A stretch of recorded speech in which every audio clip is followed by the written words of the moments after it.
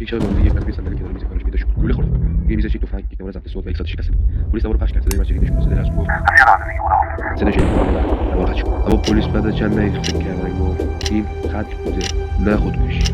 به نظر شما چطور فهمید؟ کارگاه درست هست، چون اگر مرد خودشو کشته بود دیگه کسی نبود ضبط کنه.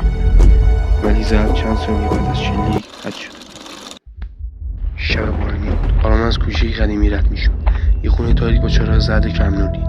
در خونه نیمه باز بود، انگار کسی آرمان زدن نظر داشت. آرمان با تردید وارد خونه شد. هوا سنگین بود، دیوارها ترک خورده بود و انگار سالها کسی اینجا نفس نکشیده بود. وسط اتاق یه میز چوبی قدیم بود.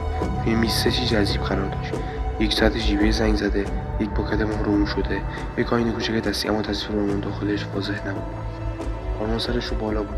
روی دیوار با خطی زرزان نوشته شده بود: فقط یکی از این سه حقیقت را به تو میگوید، اما حقیقت آن چیزی نیست که فکر می‌کنی.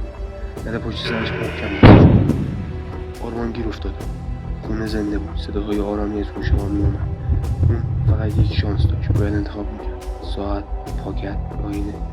آرمان بعد چی انتخاب می‌کرد؟